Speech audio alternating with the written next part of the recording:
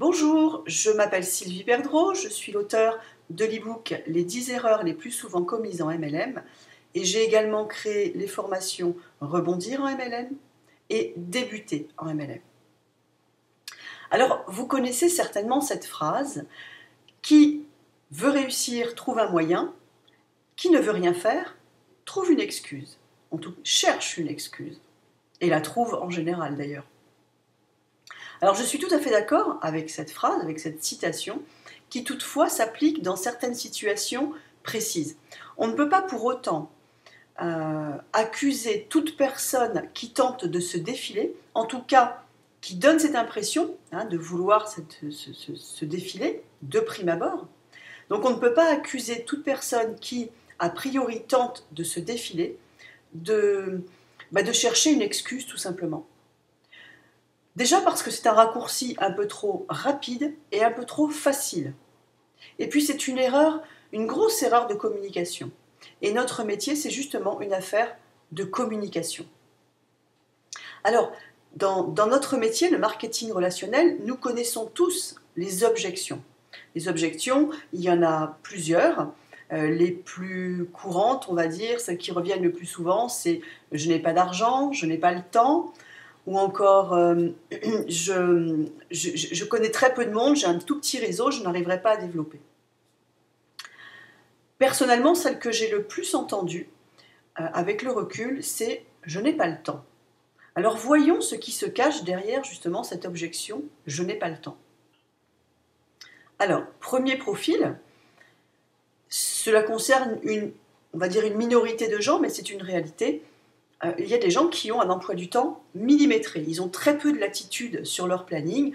Ce sont des gens qui, en général, ont des postes à responsabilité. Ils ne sont pas aux 35 heures, ils travaillent beaucoup et gagnent plutôt bien leur vie. Deuxième profil, là aussi encore une réalité dont on doit tenir compte dans notre communication avec nos prospects, c'est qu'entre le travail, la maison, les loisirs, les enfants, la télévision qui offre de plus en plus de programmes, il y a une multitude de chaînes à regarder, les téléphones portables, les jeux en ligne, le temps passé à se promener sur Internet, pour ne pas dire à perdre du temps sur Internet, les gens ont réellement la sensation de manquer de temps. Donc là, il s'agit d'une gestion de temps. En tout cas, ça aussi, c'est une réalité et il faut en tenir compte. Troisième profil, ce sont les gens qui n'osent tout simplement pas dire non. Non merci, ça ne m'intéresse pas. Non est un des mots les plus difficiles à prononcer. Je ne vais pas donner plus d'explications aujourd'hui dans cette vidéo, ce n'est pas le sujet. Par contre, dans mon e-book, à la page 13, vous trouverez toutes les explications. Et puis enfin, derrière le « je n'ai pas le temps », il peut y avoir aussi, et beaucoup plus souvent qu'on l'imagine, un « je ne serai pas à la hauteur ». Je ne réussirai jamais.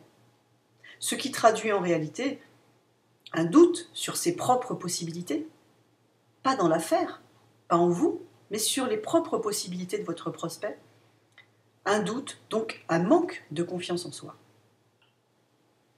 Dans chaque cas de figure, sur les 4 profils dont je viens de vous parler, il y a des choses précises à dire.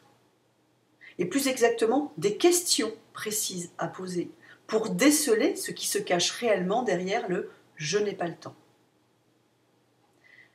Si vous savez voir au-delà des mots prononcés par vos prospects, vous allez passer de chasseur de prospects, affamé, arrogant, vexant quelquefois dans sa façon de communiquer, à une personne aimable, une personne à l'écoute, rassurante, une personne qui a de l'empathie, une personne qui connaît la nature humaine, une personne attirante avec laquelle on peut s'engager.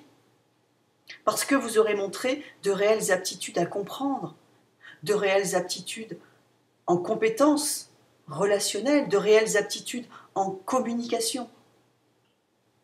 Comme je vous le disais tout à l'heure, les questions sont excessivement importantes dans notre métier. Des questions pertinentes, efficaces, des questions précises pour chaque situation. Savoir poser des questions est un outil de communication extrêmement puissant. C'est d'ailleurs pour ça que j'ai intégré cette notion, savoir poser des questions, dans mes formations Rebondir et Débuter en MLM. Alors, maîtriser votre communication ne transformera pas 100% de vos prospects en clients ou en partenaires. Mais en tout cas, il vous évitera d'en perdre une bonne partie et notamment de passer à côté de gens formidables qui se seraient révélés d'excellents entrepreneurs, mais qui ne se sont pas engagés simplement à cause d'une erreur de communication. Je vous invite maintenant à télécharger mon e-book, les 10 erreurs les plus souvent commises en MLM.